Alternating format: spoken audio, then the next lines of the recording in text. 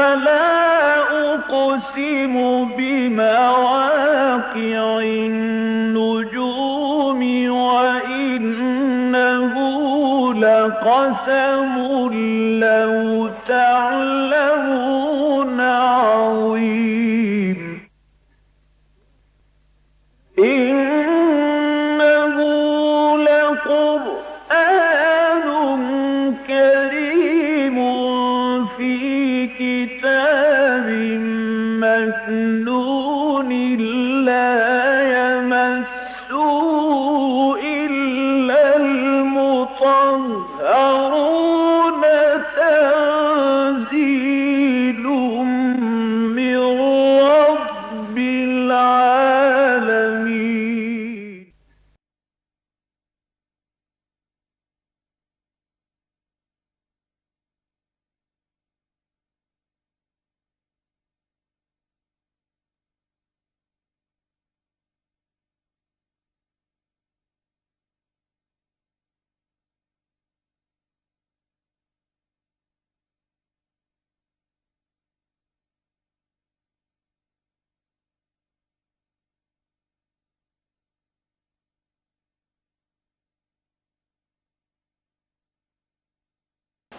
آج ہم انشاءاللہ سورہ آل عمران کا 18واں رکوع پڑھیں گے. یہ آیت نمبر 172 سے آیت نمبر 180 تک ہے. اعوذ باللہ من الشیطان الرجیم. بسم اللہ الرحمن الرحیم. الذین استجابوا للہ والرسول من بعد ما اصابهم القرح للذین احسنوا منہم واتقوا اجر عظیم.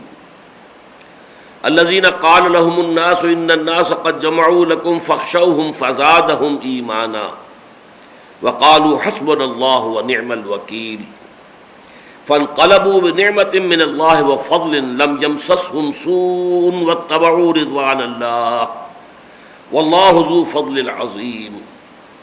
انما ذلكم الشيطان يخوف اولياءه فلا تخافوهم وخافون ان كنتم مؤمنين.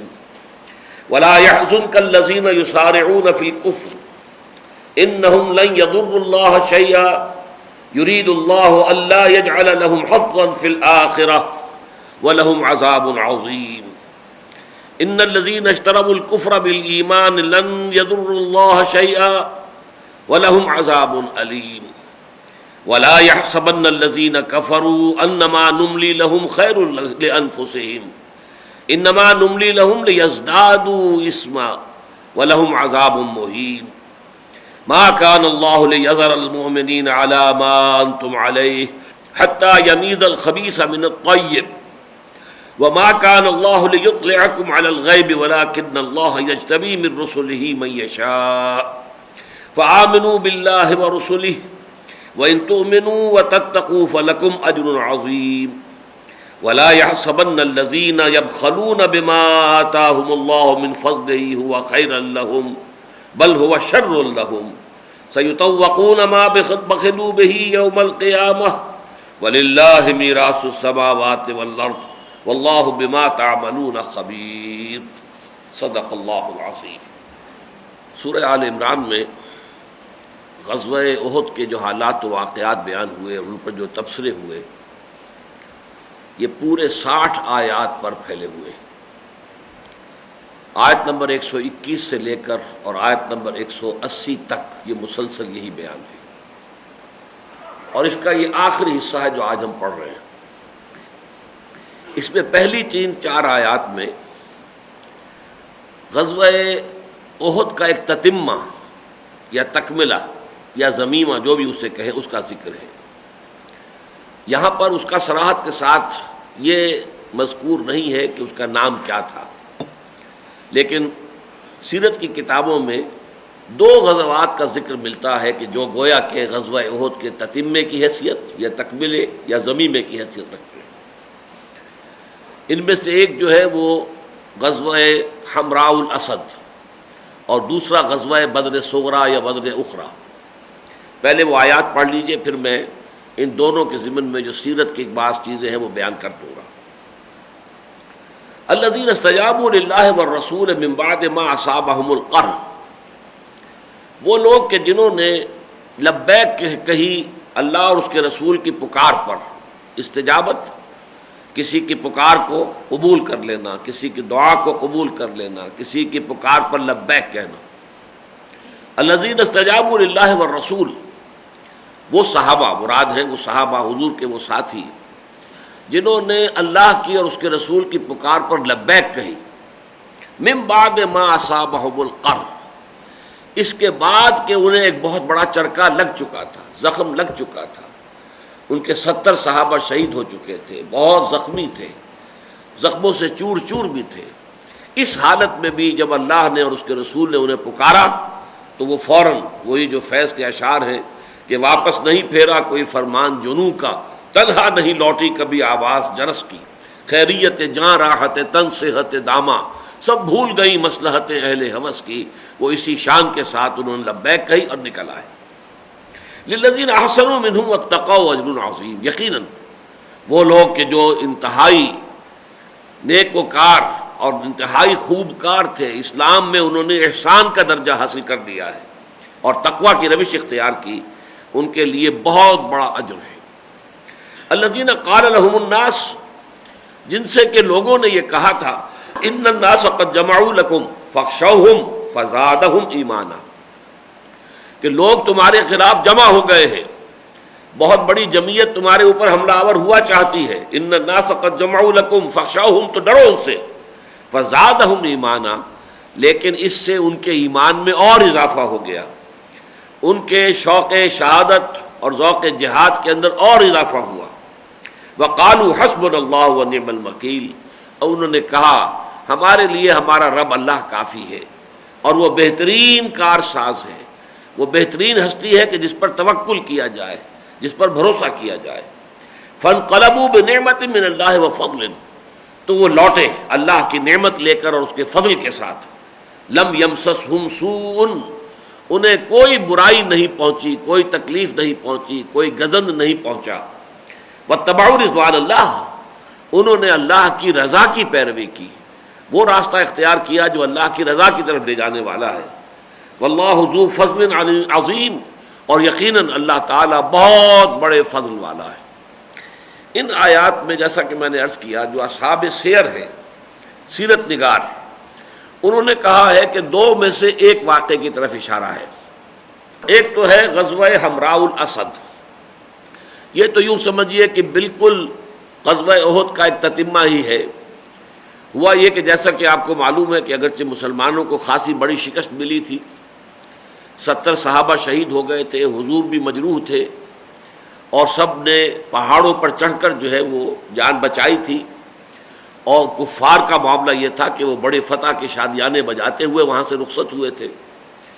اس میں نبی اکرم صلی اللہ علیہ وسلم کو اسی شب، یعنی غزوہ احد، یوم احد کے بعد جو رات آئی، اس میں حضور کو یہ گمان گزرا کہ ہو سکتا ہے کہ قریش کو اپنی غلطی کا احساس ہو، کہ اس وقت جب کہ ہمارا پلڑا بھاری ہو چکا تھا، مسلمان زخمی تھے اور ان کا مورال بھی بہت گرا ہوا تھا، ہم اس قصے کو مکائے بغیر جو واپس آ گئے تو ہم نے غلطی کی.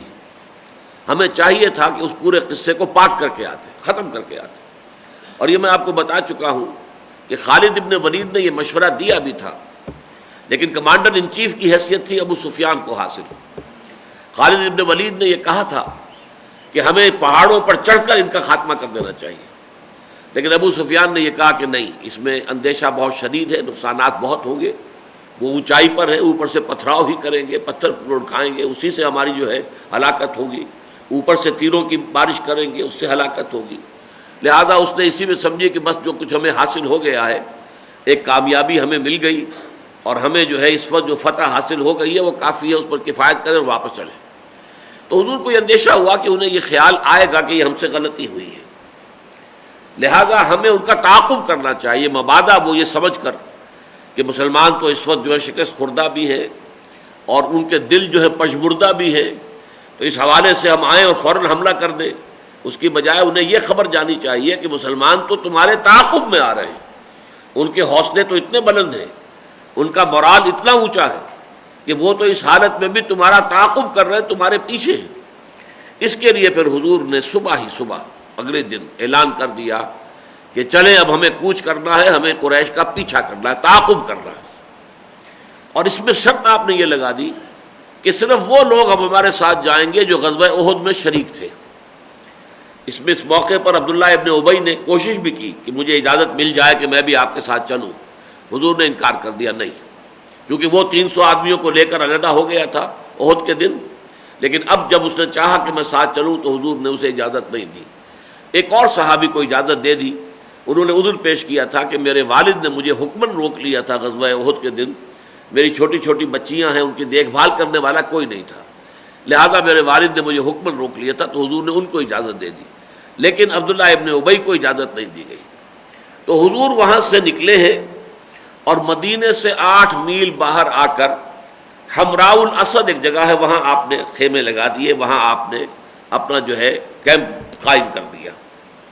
اسی دوران میں ایک خزاعی، یہ خزاع کا قبیلہ جو ہے بنو خزاعہ، یہ قریش کا حلیف رہا ہے، بنی ہاشم کا خاص طور پر. تو ان میں سے معبد ابن ابی معبد خزاعی کا گزر وہاں سے ہوا. اس نے حضور سے ملاقات بھی کی اور ایمان بھی لے آیا. اور اس کے بعد حضور نے اس کے ذمے ایک خدمت لگائی کہ تم جاؤ مکے کی طرف اور قریش کو یہ خبر دے دو، ابھی جا رہے ہیں، راستے ہی میں ہوں گے، یہ جو ابو سفیان اپنا لشکر لے کر واپس جا رہا ہے، راستے میں ہوں گے، تم جا کر انہیں خبر دے دو کہ محمد صلی اللہ علیہ وسلم اور ان کے ساتھی وہ تمہارے تعاقب میں آ رہے ہیں اور جمعیت بہت بڑی ہے. اور اب وہ لوگ بھی آ رہے ہیں کہ جو نہیں غزوہ احد میں نہیں حاضر ہوئے تھے، وہ بھی آ رہے ہیں، وہ بھی شریک ہو رہے ہیں، لہذا بہت بڑی جمعیت لے کر محمد آ رہے ہیں. تو اس طریقے سے آپ نے چاہا کہ ان کے اوپر ایک رعب قائم ہو جائے. دوسری طرف یہ کہ واقعتاً وہی ہوا جو حضور کو اندیشہ تھا. ابو سفیان جب مقام روحا پر پہنچا ہے تو وہاں یہ مدینے سے کوئی 36 میل کے فاصلے پر، ابھی مدینے سے 36 میل نکلے ہیں. تو اسے خیال آیا کہ واقعی ہم سے غلطی ہوئی ہے، لہذا اس نے مکے والوں سے مشورہ کیا کہ کیا خیال ہے، اور مشورہ یہی ہوا کہ واقعتاً ہمیں ان کا تعاقب کرنا چاہیے، ہمیں ان کے پیچھے جا کر فیصلہ حملہ کرنا چاہیے. لیکن یہ کہ ادھر سے وہی بنو خزاعہ کے معبد ابن ابی معبد خزاعی آ گئے. انہوں نے جو خبریں دی ابو سفیان کو کہ وہ تو محمد تمہارا پیچھا کرنے کے لیے مدینے سے نکل چکے ہیں اور وہ جو ہے حمراء الاسد تک آئے ہوئے ہیں، وہاں ان کا کیمپ لگا ہوا ہے، میں وہاں سے آ رہا ہوں. ان کے حوصلے تو بڑے بلند ہیں، وہ تو تم سے جو ہے اپنی شکست کا انتقام لینے کے لیے آ رہے ہیں. تو اس کا اتنا رعب پڑا کہ پھر وہ وہاں سے واپس انہوں نے طے کر لیا کہ اب مکے ہی جاتے ہیں. اب تو اگلے سال، جس کا کہ وہ چیلنج دے کر آئے تھے جب جا رہے تھے احد سے، تو ابو سفیان نے یہ کہا تھا کہ اب اگلے سال پھر ملاقات ہوگی بدر کے مقام پر. دوبارہ گویا کہ الٹیمیٹم جو ہے اگلے سال کے لیے مقابلے کا وہ دے کر وہاں سے گزرا تھا. تو انہوں نے سوچا کہ اب واقعتاً ہم اور پوری طرح تیاری کر کے اب ہم اگلے سال بدر ہی کے میدان میں محمد اور اس کے ساتھیوں صلی اللہ علیہ وسلم ورضی اللہ تعالیٰ عنہم اجمعین کے ساتھ جو ہے آخری فیصلہ چکائیں گے. لیکن ادھر سے بھی ایک قبیلہ عبد القیس کا قافلہ آ رہا تھا جو مدینے کی طرف آ رہا تھا. تو ان لوگوں سے ابو سفیان نے یہ کہا کہ تم جا کر وہاں پر پروپیگنڈا کرو، مسلمانوں کو ڈراؤ کہ قریش کا بہت بڑا لشکر ہے جو آ رہا ہے تمہارے اوپر حملہ کرنے کے لیے. لیکن ظاہر بات ہے کہ مسلمانوں کو جب آ کر انہوں نے وہ بتایا تو مسلمانوں نے کہا کہ ہمیں اس کی پرواہ نہیں ہے، ہمیں تو اللہ تعالیٰ کی مدد کے اوپر اور اس کی نصرت پر ہمارا بھروسہ ہے. تو ایک تو یہ ہے جس کو غزوہ حمراء الاسد کہتے ہیں. یہ غزوہ اس معنی میں ہے کہ آپ مدینے سے نکلے ہیں اور 8 میل دور آ کر آپ نے کیمپ لگایا ہے، ورنہ یہ کہ باقاعدہ کسی جنگ کی نوبت نہیں آئی. بعض حضرات اس کو علیحدہ سے ذکر کرتے بھی نہیں ہیں، بلکہ صرف غزوہ احد ہی کے جو حالات ہیں انہی کے تذکرے میں اس کا بھی ذکر ہو جاتا ہے. لیکن بعض حضرات کے نزدیک باقاعدہ اس کا عنوان ہے غزوہ حمراء الاسد.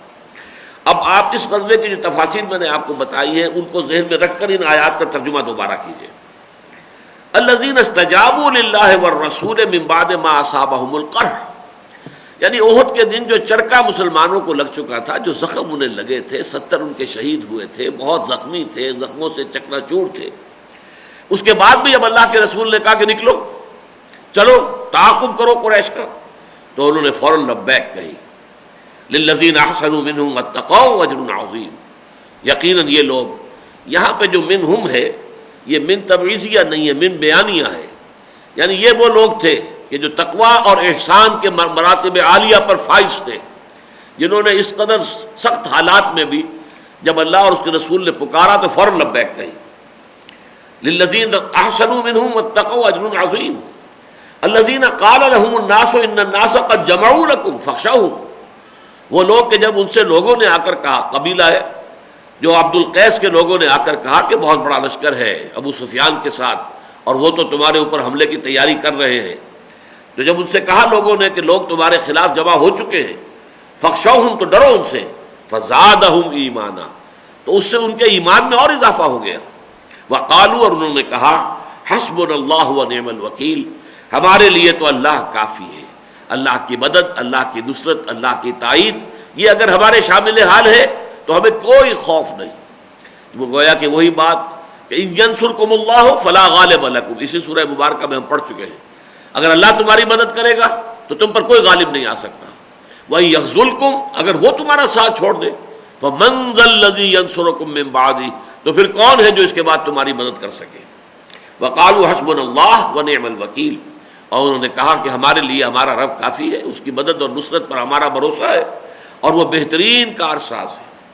فَانْقَلَبُوا بِنِعْمَةٍ مِّنَ اللَّهِ وَفَضْلٍ، تو وہ لوٹ آئے. وہاں پر حمراء الاسد میں حضور نے انتظار کیا، لیکن یہ ہے کہ چونکہ قریش کا لشکر واپس نہیں آیا، نہیں پلٹا، وہ چلا گیا. معبد ابن ابی معبد خزائی نے جو کچھ رپورٹس دی حضور کے لشکر کے بارے میں، تو اس کی وجہ سے ان کو ہمت نہیں ہوئی واپس آنے کی. لہذا فرمایا کہ وہ لوگ تو لوٹے اس حال میں اللہ تعالیٰ کے انعامات کے ساتھ اور فضل کے ساتھ. لم یمسسہم سوء، انہیں کوئی گزند نہیں پہنچا، کوئی تکلیف نہیں پہنچی. بسا اوقات اللہ تعالیٰ صرف امتحان لیتا ہے اور واقعتاً کوئی جو ہے تکلیف انسان کو نہیں پہنچنے دیتا، لیکن امتحان شدید ہو جاتا ہے، جس کی بہت بڑی مثال غزوہ احد کے 2 سال بعد غزوہ احزاب میں پیش آئی. 12,000 کا لشکر آ گیا تھا اور گھیر کر مدینے کو پڑا ہوا تھا، لیکن آپ کو معلوم ہے کہ محاصرے ہی پر بات رہی اور آخر کار ایک ایسی آندھی اللہ نے بھیجی جس نے ان کے خیمے اکھاڑ دیے. ان کے چولہوں پر رکھی ہوئی دیگیں جو تھیں جہاں کھانا پک رہا تھا وہ الٹ گئیں اور ان چولہوں کی آگ کی وجہ سے خیموں میں آگ لگ گئی. افراتفری کی کیفیت ہوئی اور وہ اپنا محاصرہ اٹھا کر واپس چلے گئے. حالانکہ جو دن گزرے تھے محاصرے کے، اس میں مسلمانوں کے لیے شدید ترین آزمائش کا مرحلہ آ گیا تھا. یہاں تک کہ منافقین کا جو خبث باطن تھا وہ ان کی زبان پر آ گیا تھا کہ ما وعدنا اللہ ورسولہ الا غرورا، ہمیں تو اللہ اور اس کے رسول نے جھوٹے وعدے کر کے ہمارے ساتھ اور ہمیں سبز باغ دکھا کے ہمیں مروا دیا. تو یہ ہوتا ہے، اللہ تعالیٰ جو ہے امتحان لینے کے لیے ایسی سچویشن کریٹ کر دیتا ہے جو نہایت خوفناک ہوتی ہے. لیکن اہل ایمان اگر ثابت قدم رہے تو وہ ایسے چھٹ جاتے ہیں بادل کہ معلوم ہوتا کچھ تھا ہی نہیں. یہ تو ساری جو ہے ایک خوفناک صورت ہمارے لیے بنا دی گئی تھی، صرف ایک ہماری تخویف کے لیے یا ہماری ابتلا اور آزمائش کے لیے. فانقلبوا بنعمت من اللہ وفضل لم یمسسہم سوء، انہیں کوئی تکلیف نہیں پہنچی، کوئی غضب نہیں پہنچا. واتبعوا رضوان اللہ، انہوں نے پیروی کر لی اللہ تعالیٰ کی رضا کی، انہیں اللہ کی رضا حاصل ہو گئی. جب اللہ کے رسول نے پکارا چلو نکلو ہمیں تعاقب کرنا ہے قریش کا، تو جس کیفیت کے ساتھ صحابہ تیار ہو گئے اپنے زخموں کے باوجود، تو انہوں نے اللہ کی رضا جو ہے وہ حاصل کر لی، وہ کامیاب ہو گئے. واللہ ذو فضل عظیم، اور اللہ تعالیٰ جو ہے بڑے فضل عظیم والا ہے، اس کا فضل بہت ہے، اس کے خزانے جو ہیں وہ ناپیدا کنار ہیں، اتھاہ ہیں. وہ تو اتنے ہیں کہ ان کے اندر کبھی کوئی کمی نہیں آتی، وہ جتنا چاہتا ہے دیتا ہے اور جس قدر چاہے کسی کو نواز دے اس کے خزانوں میں کوئی کمی نہیں آتی. یہ تو ہے غزوہ حمراء الاسد.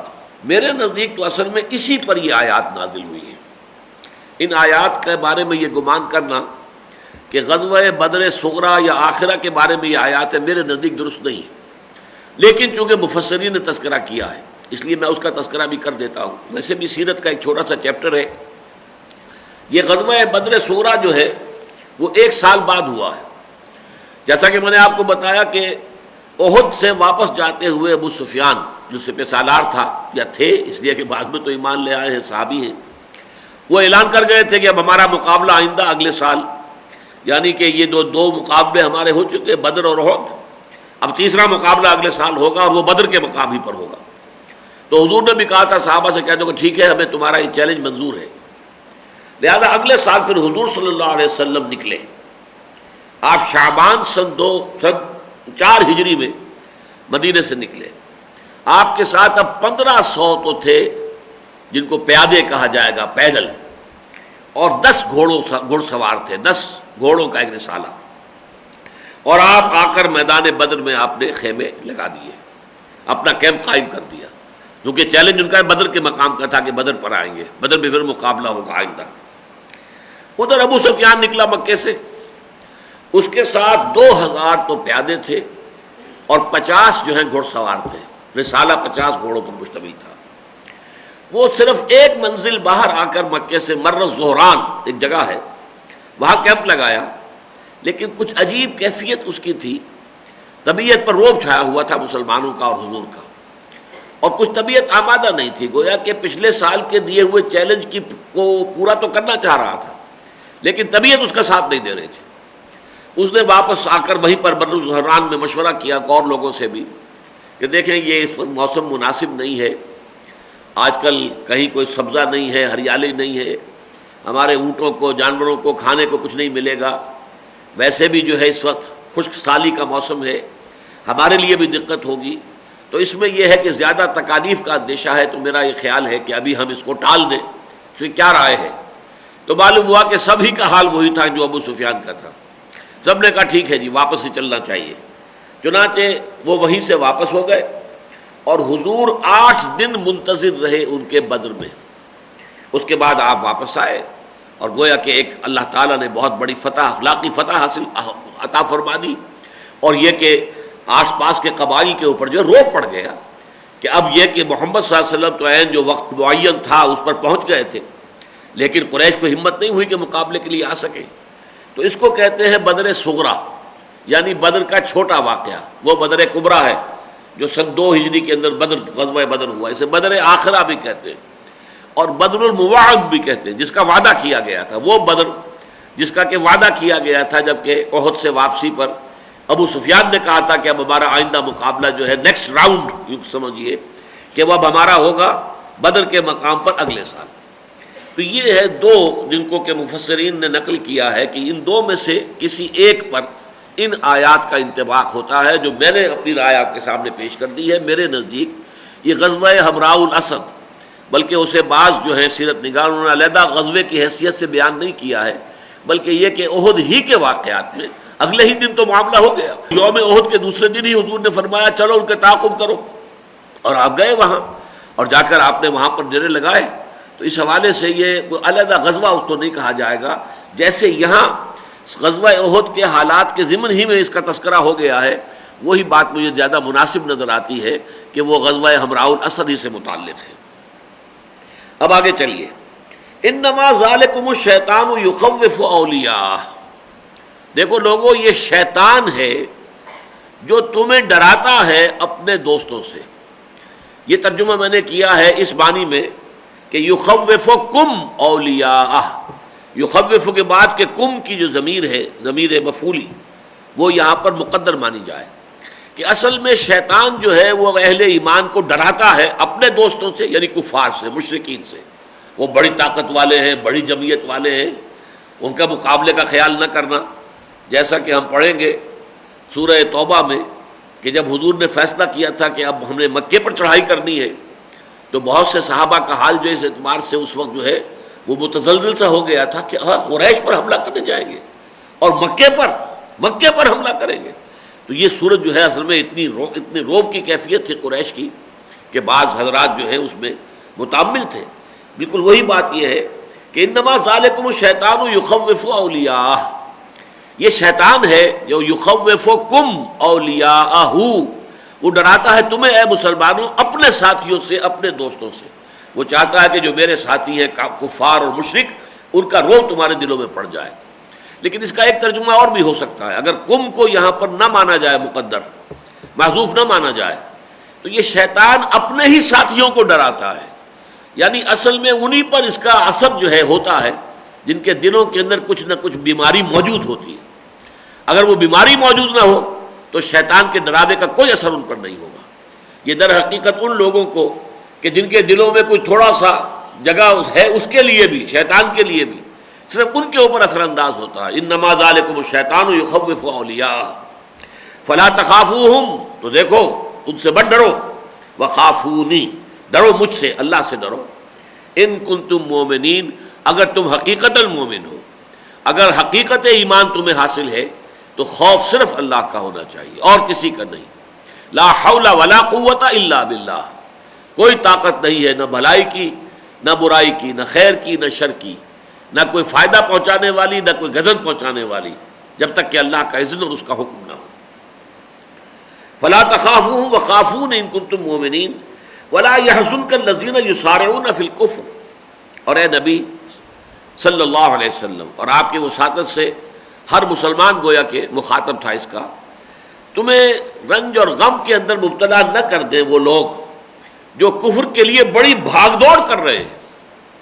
یعنی یہ ایک بڑی نفسیاتی کیفیت ذہن میں رکھیے کہ جب انسان یہ دیکھتا ہے کہ میرے مخالفین بڑے سرگرم ہیں، بڑے ان کے کیمپ میں جو ہے بڑی ہلچل نظر آ رہی ہے، بڑی چہل پہل نظر آ رہی ہے، بڑی حرکت اور برکت نظر آ رہی ہے، تو اس کا بھی ایک دل کے اوپر اثر پڑتا ہے. اسی لیے اس سورہ مبارکہ کے آخر میں بھی جو کنکلوڈنگ آیات ہے ان میں سے یہ آیت ہے وَلَا يَغُرَّنَّكَ تَقَلُّبُ الَّذِينَ كَفَرُوا فِي الْبِلَادِ مَتَاعٌ قَلِيلٌ ثُمَّ مَأْوَاهُمْ جَهَنَّمُ وَبِئْسَ الْمِهَادُ. یہ جو کافر ہیں ان کی زمین میں اس دنیا میں چلت پھرت سے تم مروب نہ ہو. ان کی بڑی چلت پھرت ہے، ان کی آمد و رفت ہے، ایاب و ذہاب ہے، یہ آ رہے ہیں جا رہے ہیں شان و شوکت کے ساتھ اپنی قوت کا مظاہرہ کرتے ہوئے. تو یہ تقلبہم فی البلاد جو ہے اس سے تمہارے اوپر کوئی روب نہ پڑ جائے، اس سے متاثر نہ ہو جاؤ. لا يحزن کا یہاں یہ لفظ استعمال کیا، وہاں یغرر کا ولا یغرنکم تقلب الذین کفروا فی البلاد لا يحزنک الذین یسارعون فی الکفر. یہ جو کوشش کر رہے ہیں مسارعت یسارعون باب مفعلہ ہے، سرعت میں ایک دوسرے سے بازی لے جانا.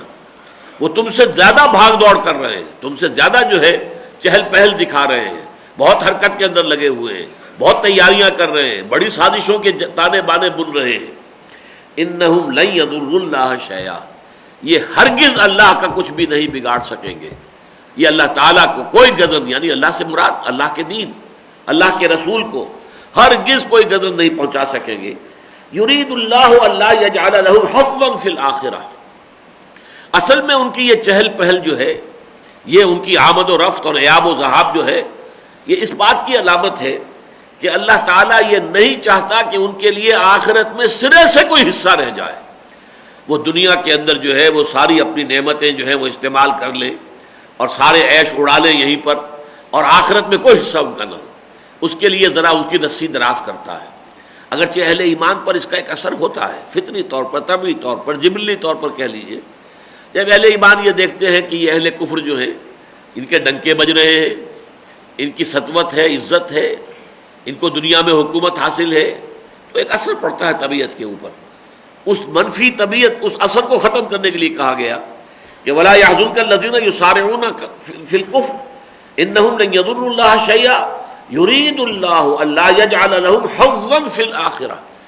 آخرت میں کوئی حساب ان کا نہ رہے، کوئی حصہ نہ رہے، کوئی نعمت اخروی جو ہے وہ ان کے نصیب میں نہ آئے. وَلَهُمْ عَذَابٌ عَظِيمٌ، اور ان کے لیے بہت بڑا عذاب ہے. إِنَّ الَّذِينَ اشْتَرَوُا الْكُفْرَ بِالْإِيمَانِ لَن يَضُرُّوا اللَّهَ شَيْئًا. اب یہ دوسری طرف وہ لوگ جنہوں نے ایمان ہاتھ سے دے کر کفر اختیار کر لیا. اشترا یشتری کہتے ہیں کسی شے کو خریدنا بیچنا، بیع و شرا. اشترا خریدنا، یشری شرا یشری بیچنا. تو اس کا مطلب کیا ہے کہ اس یہاں پہ تذکرہ ہو رہا ہے منافقین کا. انہیں کچھ نہ کچھ ایمان کی رمق حاصل ہوئی تھی، حضور کے دامن سے وابستہ ہونے کی سعادت نصیب ہوئی تھی، وہ ایمان لائے تھے. ذالک بانہم آمنوا ثم کفروا فتبع علی قلوبہم. سورہ منافقون کی جو آیت ہے نمبر 3، ذالک بانہم آمنوا ثم کفروا. یہ لوگ ایمان تو لائے تھے اور دھوکہ نہیں تھا ان کے پیش نظر، لیکن بعد میں جب آزمائش کا مرحلہ آیا تو اس میں اودھے منہ کے بل گر گئے. تو گویا کہ یہ کفر عملی ان کا ہو گیا، کفر حقیقی ہو گیا. اگرچہ کفر قانونی نہیں ہوا، رہے مسلمان ہی، اس لیے کہ قانوناً جو ہے وہ منافق بھی مسلمان ہی ہوتے ہیں. لیکن یہ کہ فی الواقع جو ہے وہ ایمان سے ہاتھ دھو بیٹھے اور ایمان دے کر انہوں نے کفر حقیقی جو ہے وہ اختیار کر لیا، یعنی منافقت. ان الذین اشتروا الکفر بالایمان، جنہوں نے ایمان دے کر کفر حاصل کر لیا، خرید لیا. لن یضر اللہ شیئا، وہ بھی اللہ کو کوئی گدن نہیں پہنچا سکیں گے۔ مراد وہی ہے، اللہ کے رسول کو، اللہ کے دین کو، اللہ پر ایمان لانے والوں کو کوئی نقصان نہیں پہنچے گا۔ یہ ساری جو بھی ان کی غداریاں ہیں، بے وفائیاں ہیں، عین وقت پر ساتھ چھوڑ جانا ہے، فوری طور پر تو یقیناً آپ کو معلوم ہے بنو سلمہ اور بنو حارثہ ان کے قدم بھی ڈگمگا گئے تھے کہ پہلے ہی ہماری نفری جو ہے 1/3 تھی، 3000 کے مقابلے میں 1000 تو ہم نکلے ہیں مدینے سے، اور ہمارے بھی 1/3 اب جا رہے ہیں، 300 جا رہے ہیں۔ تو ان کو جاتے دیکھ کر یقیناً طبیعتوں پر اثر ہوا، اور 2 خاندان جو تھے ان کے جو مسلمان تھے ساتھی حضور کے ساتھ، ان کے قدم ڈگمگائے تھے، لیکن پھر اللہ نے انہیں سہارا دیا، وہ قائم ہو گئے۔ تو اس حوالے سے وہ جو ایک منفی اثر پڑتا ہے انسان کی طبیعت پر، اس کو آپ یہ نہیں کہہ سکتے کہ وہ غیر فطری ہے، وہ ہے، فوری طور پر اثر ہوتا ہے۔ جیسے کہ آپ کے علم میں ہوگا کہ حضور کے صاحبزادے ابراہیم جب وہ عالم نزع میں تھے تو حضور کی آنکھوں میں آنسو آ گئے، آپ کے آنکھوں سے آنسو ٹپکے۔ تو بعض صحابہ کا حضور آپ اور آپ کے آنکھوں میں آنسو، یعنی وہ یہ سمجھتے تھے کہ حضور کا معاملہ جو ہے وہ تو اس قدر اونچا ہے، اتنا بلند ہے۔ یہ انسانی معاملات ہوتے ہیں، کسی کے فوت ہو جانے پر، کسی عزیز کے انتقال پر یہ صدمہ اور یہ رنج اور اس درجے متاثر ہونا کہ آنکھوں میں آنسو آ جائے۔ حضور نے فرمایا کیوں نہیں، یہ تو اصل میں اللہ کی رحمت ہے جو ہمارے دلوں میں اللہ نے ڈالی ہوئی ہے، یہ اس کا مظہر ہے۔ باقی ہم کہتے یہی ہیں کہ اللہ جو تجھے تیرا فیصلہ ہم اس پر راضی ہے، ہم اللہ کے فیصلے پر کوئی احتجاج نہیں کرتے، اللہ کے فیصلے کی مذمت نہیں کرتے، مبادہ قطعاً نہیں۔ لیکن یہ کہ یہ اس کا جو ایک احساس فوری ہے انسانی طبیعت کے اوپر، یہ اس کی بالکل ایک فطری بات ہے۔ تو یہ فطری چیزیں جو ہے منافی نہیں ہے اس کی، لیکن یہ ہے کہ اگر اس کے اوپر دوام ہو جائے، استمرار ہو جائے، اگر مستقل طور پر اسی مقام پر آدمی قائم ہو جائے تو یہ یقیناً ایک منافقت کی بات ہے۔ ان الذین اشتروا الکفر بالایمان لن یضر اللہ شیئا ولہم عذاب علیم، اور ان کے لیے دردناک عذاب ہے۔ پہلے کھلے کافروں کا ذکر تھا، عذاب عظیم، ان کے لیے بہت بڑا عذاب ہے۔ اب منافقوں کا ذکر ہے، وَلَهُمْ عَذَابٌ عَلِيمٌ، ان کے لیے بہت دردناک عذاب ہے، ویری پینفل چسٹائسمنٹ۔ وَلَا يَحْسَبَنَّ الَّذِينَ كَفَرُوا أَنَّمَا نُمْلِي لَهُمْ خَيْرٌ لِأَنفُسِهِمْ، اور ہرگز نہ سمجھے یہ کافر لوگ، اب ان میں دونوں کافر جو ہیں یہ مراد ہے، ایک وہ جو قانوناً بھی کافر ہیں، کھلم کھلا بھی منکر ہیں اللہ کے یا اللہ کے رسول کے، اور ایک وہ بھی کہ جو حقیقتاً تو کافر ہیں لیکن اوپر سے وہ کہتے ہیں اذا جاءک المنافقون قالوا نشهد انک لرسول اللہ واللہ یعلم انک لرسولہ واللہ یشهد ان المنافقین لکاذبون، وہ اوپر سے کہتے ہیں کہ ہم تو مانتے ہیں، اللہ کو بھی مانتے ہیں، اللہ کی کتاب کو، اللہ کے رسول کو، محمد کو، اے محمد ہم اللہ کی قسم کھا کر آپ سے کہتے ہیں کہ ہم آپ کو اللہ کا رسول مانتے ہیں، لیکن حقیقت میں نہیں مانتے تھے۔ تو یہ دونوں قسم کے کافر ہیں، ایک کافر جو کھلا بھی کافر ہے، باطن بھی کافر ہے، دوسرا کافر جو بظاہر جو ہے مسلم ہے، حقیقتاً کافر ہے۔ وَلَا يَحْسَبَنَّ الَّذِينَ كَفَرُوا، یہ کافر دونوں قسم کے کافر ہرگز یہ نہ سمجھے انما نملی لہم خیر لانفسہم، کہ ہم جو انہیں مہلت دے رہے ہیں، املا یملی املاء، مہلت دینا، مہلت جو دے رہے ہیں یہ کوئی ان کی خیر کے لیے ہے، یعنی فوراً پکڑ نہیں رہے، منافقین پر فوراً گرفت نہیں آئی، کفار کو ابھی تک ہم نے اس قسم کا عذاب نہیں بھیجا کفار پر جیسا قوم نوح پر آیا تھا، قوم ہود پر آیا تھا، قوم صالح پر آیا تھا، جیسے کہ صدوم اور عمورہ کی بستیوں پر آیا تھا، جیسے کہ قوم مدین پر آیا تھا، جیسے آل فرعون پر آیا تھا، ایسا عذاب نہیں آیا۔ اب ابھی ٹال رہے ہیں، انہیں مہلت دے رہے ہیں، اب ہلہم رویدا، اے نبی ہم انہیں بھی ذرا مہلت دے رہے ہیں، آپ بھی مہلت دیجئے تھوڑی سی۔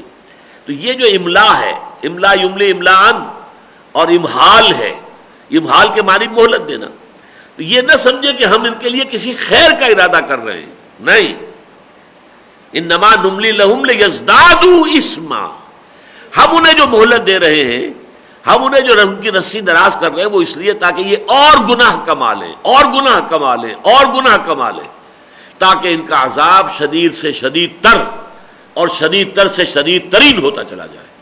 اس مہلت کو یہ اپنے حق میں خیر نہ سمجھیں، یہ مہلت ان کے حق میں شر ہے۔ لا يحسبن الذين كفروا انما نملی لہم خیر لانفسہم، کہ یہ جو ہم کو مہلت دے رہے ہیں، ان کی رسی دراز کر رہے ہیں، انہیں ابھی ہم ڈیل دے رہے ہیں، یہ ان کی جانوں کے لیے معال کار کے اعتبار سے عاقبت کار کے اعتبار سے یہ ان کے لیے مفید ہے، خیر نہیں. انما نملی لہم لیزدادوا اثما، یہ تو ہم اس لیے ان کو ڈھیل دے رہے ہیں، رسی دراز کر رہے ہیں کہ وہ اور گناہ کما لیں. وَلَهُمْ عَذَابٌ مُّهِینٌ، اور ان کے لیے ہے اہانت آمیز عذاب. اب یہ تیسرا لفظ آیا ہے، عذاب عظیم آیت نمبر 176، عذاب علیم آیت 177، اور عذاب مہین آیت 178. مہین اہانت سے ہے، اہانت آمیز، رسوا کن عذاب، جس میں کہ انتہائی ان کی جو ہے وہ رسوائی ہے. خزی فی الحیات الدنیا والآخرہ، دنیا اور آخرت دونوں کے اندر جو ہے ان کی رسوائی. ما کان اللہ لیذر المؤمنین علی ما انتم علیہ حتی یمیز الخبیث من الطیب. یہ اس سورہ مبارکہ میں جو یہ بحث ہوئی ہے 60 آیات میں، اس کا سب سے اہم اور مرکزی مضمون یہ ہے، اللہ تعالیٰ کی طرف سے آزمائشیں کیوں آتی ہیں، اہل ایمان پر سختیاں کیوں آئی ہیں. مکے میں صحابہ کرام کو اللہ نے کیوں اجازت دے رکھی تھی کفار کو کہ ان کو جس طرح چاہیں آزما لیں، جس طرح چاہیں انہیں تکلیف دے دیں. اللہ تعالیٰ ابو جہل کے ہاتھ شل کر سکتا تھا تاکہ وہ حضرت سمیہ اور حضرت یاسر رضی اللہ تعالیٰ عنہما کو کوئی پرسیکیوٹ نہ کر سکے، ٹارچر نہ کر سکے. جب اس نے نیزہ اٹھایا تھا اور حضرت سمیہ کی شرمگاہ کے اندر جو ہے وہ نیزہ جو ہے وہ مار رہا تھا، تو وہیں پر اس کا ہاتھ شل ہو سکتا تھا. اللہ کو اختیار تھا. کیوں اللہ رسی دراز کرتا ہے؟ کیوں اللہ مہلت دیتا ہے انہیں؟ کیوں اللہ نے اتنی مہلت دے رکھی تھی امیہ ابن خلف کو کہ حضرت بلال کو جو ہے وہ جیسے جانوروں کی لاشوں کے اندر ان کی گردن میں رسی ڈال کر گھسیٹا جاتا ہے، انہیں ایسے انہیں گھسیٹا جا رہا تھا مکے کی گلیوں میں. کیوں؟ اس کے اندر حکمت ہے، یہ حکمت ابلاغ، تاکہ ان کے محاسن اور ظاہر ہو جائیں، ان کی استقامت واضح ہو جائے، ان کے اندر صبر و ثبات کا جو پہاڑ ہے کوہ ہمالا وہ نگاہوں کے سامنے آ جائے. پھر یہ کہ اس میں یہ بھی فائدہ ہے، دیکھنے والوں کے دلوں پر اس کا اثر ہوتا ہے. یہ لوگ صبر و استقامت کے پہاڑ کوہ ہمالا، اور ان کا جرم کچھ بھی نہیں ہے. پرسیکیوشن کس بات کی ہو رہی ہے؟ انہوں نے کیا کیا ہے؟ کوئی چوری کی ہے، کوئی ڈاکہ ڈالا ہے، کسی کی عزت پر ہاتھ ڈالا؟ کچھ نہیں. صرف یہ کہتے ہیں کہ ہم ایک اللہ کے ماننے والے ہیں اور محمد کو ہم تسلیم کرتے ہیں کہ وہ اللہ کے رسول ہے، بس. اس کے اوپر یہ تعظیم، یہ پرسیکیوشن، یہ ٹارچر. تو یہ اس حوالے سے. اور پھر سب سے بڑی بات یہ ہے کہ اللہ تعالیٰ کھوٹے کو کھرے سے علیحدہ کرنا چاہتا ہے. کچے پکے لوگ بھی آ جاتے ہیں ایمان کے دعوے دار بن کر، لیکن اللہ چاہتا چھانٹی کر دے. تمحیص کا لفظ 2 دفعہ آ چکا ہے ہمارے ہاں. لیمحص اللہ، اللہ تعالیٰ جو ہے وہ اہل ایمان کو علیحدہ کر دینا چاہتا ہے اہل کفر سے. تمحیص، میں نے اس لفظ کی بحث میں جو وضاحت کی تھی کہ بحث و تمحیص کا لفظ ہم بولتے ہیں اردو میں، بحث و تمحیص ہو رہی ہے. یہ بحث و تمحیص کیا ہے عربی زبان میں؟ بحث کہتے ہیں کریدنے کو. جیسے کوا جو ہے وہ اپنی چونچ سے وہ مٹی کو کریدتا ہے، کرید کر دیکھتا ہے شاید کوئی دانہ جو ہے اندر موجود ہو، مٹی کے اندر دبا ہوا ہو. اچھا، جو کرید کر جو بھی مواد آیا اب اس کی سفٹنگ ہے، اس کو علیحدہ علیحدہ کرنا ہے، اس میں کوئی چیز اچھی ہے یا نہیں ہے. تو یہ تمحیص ہے، سفٹنگ. گویا کہ صحیح کو برے سے، غلط سے علیحدہ کر دینا، شر کو خیر سے جدا کر دینا، حق کو باطل سے علیحدہ کر دینا. اور پھر یہ بھی آیا تھا لیمحص اللہ ما فی قلوبکم، جو حق والے ہیں ان کے دلوں کو بالکل صاف اور پاک کر دینا. اگر ان کے دلوں میں کوئی علائش ہے، حب دنیا، حب مال کسی درجے میں بھی، اور وہ پورے یکسو ہو کر طالب آخرت ابھی نہیں بنے ہیں، اگر وہ حقیقی اعتبار سے طالب مولا نہیں بنے، اللہ ہی کے، لا مطلوب الا اللہ، لا محبوب الا اللہ، لا مقصود الا اللہ، اگر اس مقام پر فائز نہیں ہوئے ہیں، تو ان آزمائشوں کے ذریعے سے ان کے دلوں کے اندر سے یہ کھوٹ نکال دیے جائیں. اس کو اب یہاں پر آخری مرتبہ اس کو اسی مضمون کو جو کئی مرتبہ آیا ہے اس سورہ مبارکہ میں کہ اس میں حکمت ہے اللہ کی، اس میں عظیم جو ہے فوائد مضمر ہیں. یہاں فرمایا ما کان اللہ لیذر المؤمنین علی ما انتم علیہ حتی یمیز الخبیث من الطیب. اللہ کی یہ بات نہیں ہے، شایان شان نہیں ہے، اللہ کو یہ بات قبول نہیں ہے، منظور نہیں ہے کہ وہ چھوڑے رکھے اہل ایمان کو اسی کیفیت میں جس میں کہ تم ہو. تمہارے اندر خیر اور شر ابھی ذرا ملا جلا ہے، صادق الایمان اور منافق رلے ملے ہیں. مسجد نبوی میں سب جمع ہو جاتے ہیں حضور کے پیچھے نماز پڑھنے میں منافق بھی کھڑے ہوتے ہیں، بلکہ جو منافقوں کا سردار ہے سب سے بڑا عبداللہ ابن ابی، وہ تو اپنی چودراہٹ کے اظہار کے لیے کھڑے ہو کر پہلے لوگوں سے کہتا ہے لوگوں غور سے ان کی بات سنو، یہ اللہ کے رسول ہے۔ حالانکہ منافق تھا، بدبخت، وہ اللہ کا رسول نہیں مانتا تھا اپنے دل میں، وہ تو صرف یہ ہے کہ غزوہ بدر کے بعد وہ ایمان لایا تھا، غزوہ بدر سے پہلے ایمان بھی نہیں لایا، اور اس کے دل میں تو آگ بڑی بھڑک رہی تھی، اس لیے کہ اس کو بادشاہ بنانے کا فیصلہ ہوا تھا مدینے کا، اس کے لیے جو ہے تاج سونے کا تیار کیا جا چکا تھا، ابھی تاج پوشی رہتی تھی، رسم نہیں ہوئی تھی کہ حضور صلی اللہ علیہ وسلم تشریف لے آئے، بے تاج بادشاہ کی حیثیت سے مدینے میں داخل ہو گئے، اب اس کے سارے خواب چکناچور ہو گئے۔ اس لیے وہ تو اول روز سے، اول تو یہ کہ وہ غزوہ بدر تک تو ایمان لایا ہی نہیں، اڑا رہا کفر پر، حالانکہ اس کا قبیلہ جو ہے خزرج، اس کے بیشتر لوگ ایمان لے آئے، لیکن وہ کھڑا رہا۔ البتہ بدر کے بعد جب اس نے دیکھا یہ معاملہ تو بڑی زبردست طاقت ہے محمد کی اور ان کے ساتھیوں کی، قریش کو ایسی زبردست شکست دے کر آ گئے، ان کے 70 سرکار جو سرکردہ لوگ تھے، لیڈر، وہ ختم ہو گئے ان کے ہاتھوں، 70 کو یہ قیدی بنا کر لے آئے، کل 313 کی نفری تھی ان کی، اور ان کے پاس ہتھیار بھی نہیں تھے، تو اس وقت جو روب پڑا ہے اس پر تو وہ ایمان لے آیا۔ لیکن غزوہ احد کے اندر آپ کو معلوم ہے دھوکہ دیا، فریب دیا، اور اپنے 300 آدمیوں کو لے کر واپس چلا گیا۔ تو یہاں یہ کہ حضور اللہ تعالیٰ فرما رہے ہیں کہ یہ جو تم گڈمڈ ہو ابھی آپس میں رلے ملے ہوئے ہو، خبیث بھی اور طیب بھی، پاک بھی ہے یعنی اہل ایمان جن کے دل پاک ہیں نفاق اور ضعف ایمان کے امراض سے، اور خبیث جن کے دلوں کے اندر یہ روگ ہے، اندر منافقت کی سیاہی ہے، اندر جو ہے ان کے یہ بیماری موجود ہے، اس کو بیماری ہی سے تعبیر کیا گیا ہے، فی قلوبہم مرض فزادہم اللہ مرضا، ان کے دلوں میں ایک روگ ہے، بیماری ہے، تو اللہ تعالیٰ نے ان کی بیماری میں اضافہ کر دیا ہے۔ تو اللہ تعالیٰ جو ہے اس دنیا ہی میں اس کو علیحدہ علیحدہ کر کے دکھا دے گا۔ اللہ کو تو معلوم ہے کون منافق ہے کون مومن ہے، لیکن اہل ایمان کو بھی معلوم ہو جانا چاہیے، انہیں معلوم ہو کہ ہماری صفوں کے اندر یہ 5th کالمسٹ عنصر بھی ہے، یہ آستین کے سانپ بھی ہیں۔ باہر کا دشمن جو ہے وہ تو حملہ کرتا ہے تو نظر آتا ہے، یہ اندر کا دشمن جو ہے یہ حملہ کرتا ہے، سازش کرتا ہے، تو یہ تو مارے آستین کی طرح، آستین کے سانپ کی طرح ڈنک مارتا ہے کہ پتہ ہی نہیں چلتا۔ اس حوالے سے اہل ایمان کو معلوم ہونا چاہیے، اور اس کے لیے اللہ تعالیٰ کی یہ حکمت ہے کہ وہ خبیث کو طیب سے علیحدہ علیحدہ کر دے، ممیز کر دے، یمیزہ، ماذا یمیز ہو، اور ہم عام طور پر اردو میں لفظ تمیز استعمال کرتے ہیں، تمیز سے ممیز بنے گا، جو علیحدہ علیحدہ ہو جائے۔ ما کان اللہ لیذر المؤمنین علی ما انتم علیہ، اللہ کو یہ بات منظور نہیں ہے کہ اہل ایمان، اے مسلمانوں، یہ یہاں مومنین مسلمانوں کے لیے آ رہا ہے، اور یہ میں آپ کو بتا چکا ہوں پورے قرآن مجید میں یا ایھا الذین اسلموا کہیں نہیں آیا، یا ایھا الذین نافقوا کہیں نہیں آیا، یا ایھا الذین آمنوا ہی میں سب مخاطب ہیں، سچے مومن بھی مخاطب ہیں تو یا ایھا الذین آمنوا۔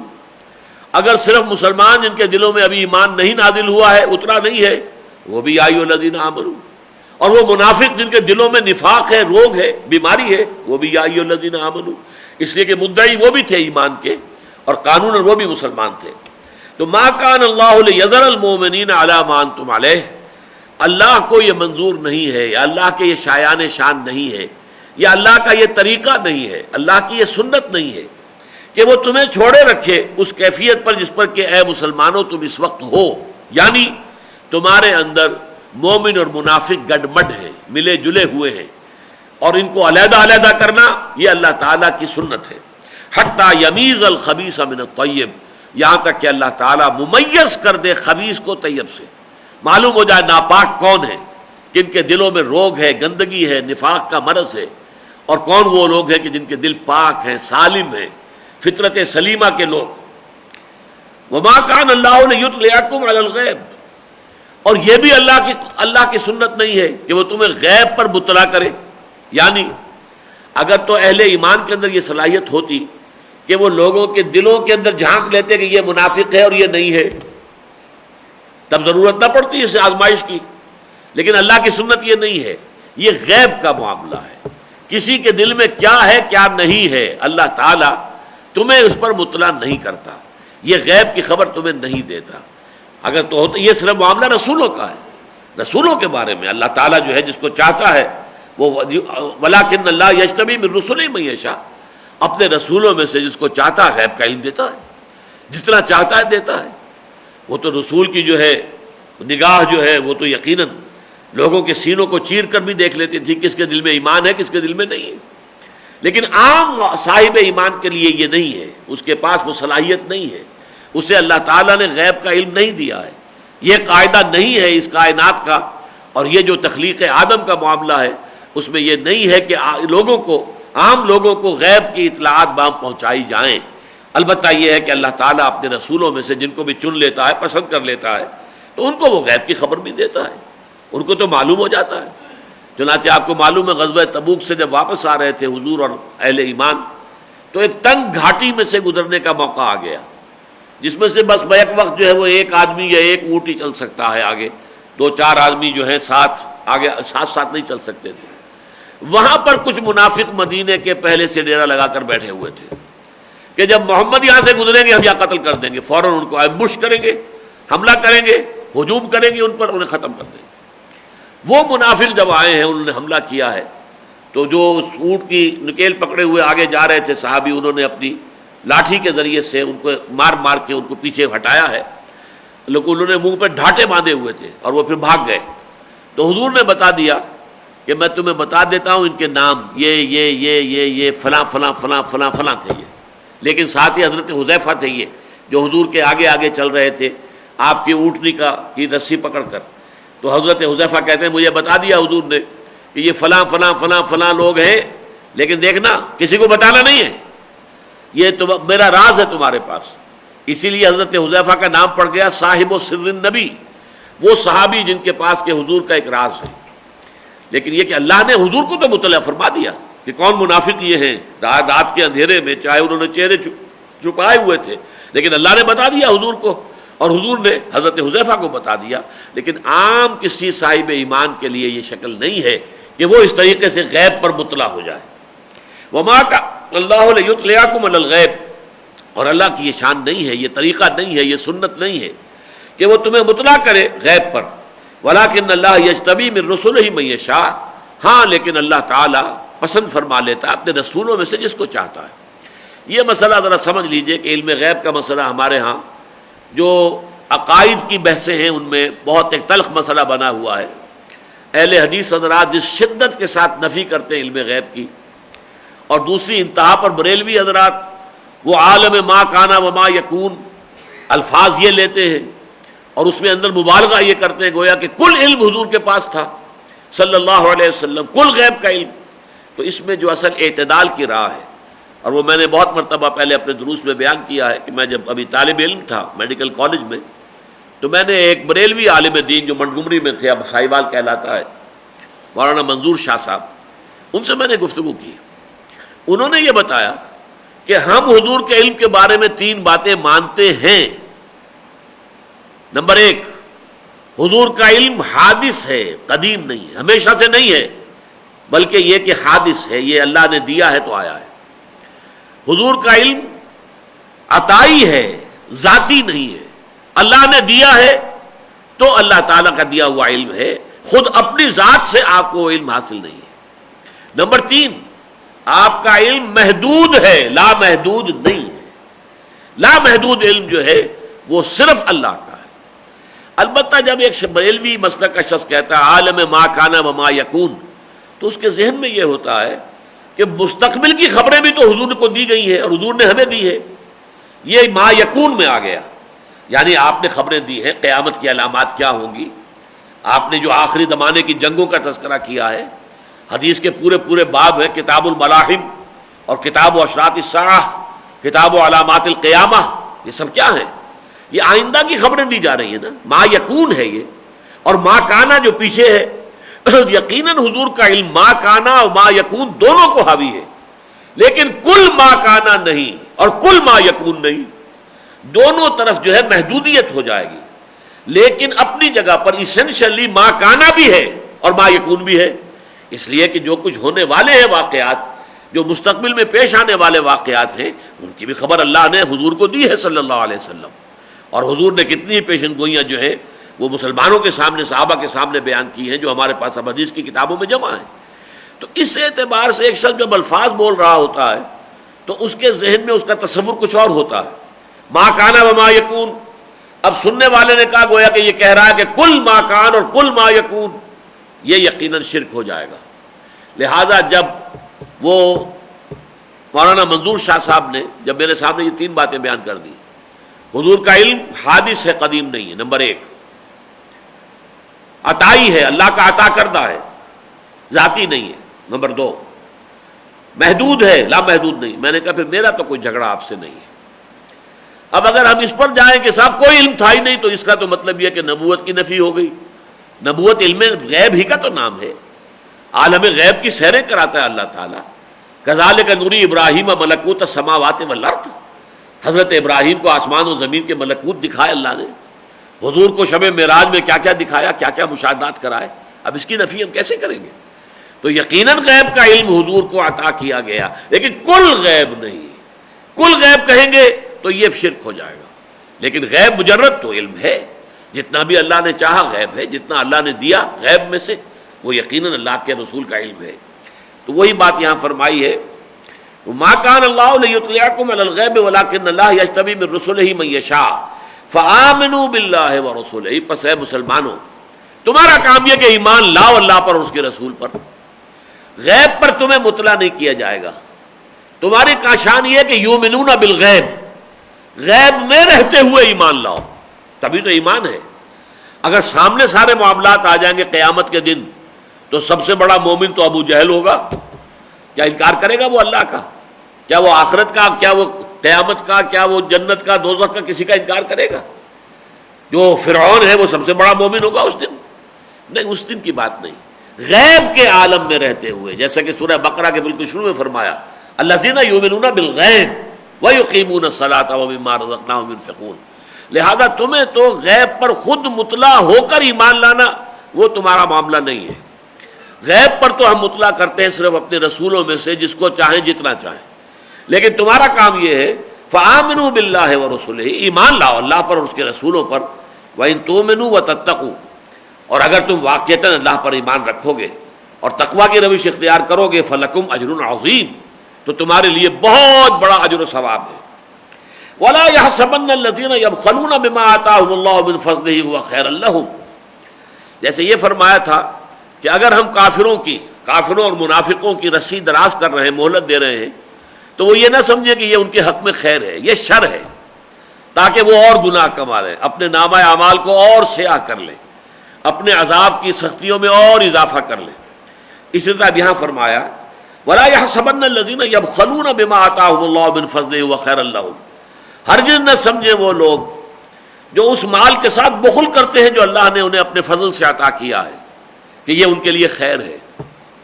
اللہ نے دولت دی ہے، اللہ کا دین تقاضا کر رہا ہے لاؤ اللہ کے راہ میں صرف کرو، دین کی اشاعت کے لیے، نشر و اشاعت کے لیے، تبلیغ کے لیے. دین کی اقامت ہے، جد و جہد ہے، جہاد کی ضروریات ہیں، ان کی پورا کرنے کے لیے خرچ کرو. لیکن جو لوگ اس کے باوجود اپنی تجوریوں کے دروازے بند رکھتے ہیں، اپنی جیبیں جو ہیں ان تک ان کے ہاتھ نہیں جاتے، تو یہ نہ سمجھے کہ یہ اس کا خیر، پیسہ اگر ان کے پاس بچ گیا ہے، اگر ان کی تجوریوں کے اندر دولت ہے، سونا ہے، چاندی ہے، رکھی ہے تو یہ خیر ہے. نہیں، بل هو شر لهم، یہ ان کے لیے بہت بڑا شر ہے، بہت بڑی خرابی، بہت بڑی ان کے لیے مصیبت ہوگی قیامت کے دن. کیوں؟ سیطوقون ما بخلوا به یوم القیامہ، ان کو طوق پہنایا جائے گا اس دولت کا قیامت کے دن. جس چیز کے ساتھ انہوں نے بخل کیا تھا وہ ان کے گردنوں میں طوق کی شکل کے اندر جو ہے وہ آویزہ ہوں گی، چیزیں طوق پڑے ہوئے ہوں گے قیامت کے دن. وَلِلَّهِ مِيرَاثُ السَّمَاوَاتِ وَالْأَرْضِ، اور بالآخر تو آسمان اور زمین کی کل وراثت اللہ ہی کے لیے ہے. یعنی آج آپ کو معلوم ہے، آج کچھ مال آپ کے پاس ہے، چلیے کل آپ نہیں ہوں گے، آپ کے وارث کے پاس، آپ کے بیٹے کے پاس چلا جائے گا. ہوتے ہوتے یہ پوری دنیا ختم ہو جائے گی تو کہاں جائے گا وہ مال؟ آخر کار الوارث، وارث جو ہے آخری وہ تو اللہ ہی ہے، سب کچھ اسی کے لیے رہ جانا ہے. وَلِلَّهِ مِيرَاثُ السَّمَاوَاتِ وَالْأَرْضِ، یہ تو مالی میرا مال، میری فلاں شے، میری جائیداد، میرا کام، یہ انسان کی دنیا کے اندر تھوڑے سے دیر کے لیے یہ جو چلت پھرت ہے، چہل پہل ہے، چمک دمک ہے، اور اس میں جو انسان کی جو ہے نظر خیرہ ہوتی ہے یہ کچھ بھی نہیں، اس کی حقیقت کچھ بھی نہیں۔ وَلِلَّهِ مِيرَاثُ السَّمَاوَاتِ وَالْأَرْضِ، آسمانوں اور زمین کی میراث اور وراثت بالآخر اللہ ہی کے لیے۔ وَاللَّهُ بِمَا تَعْمَلُونَ خَبِيرٌ، اور جو کچھ تم کر رہے ہو اللہ اس سے خوب باخبر ہے۔ بارک اللہ لی ولکم فی القرآن العظیم ونفعنی وإیاکم بالآیات والذکر الحکیم۔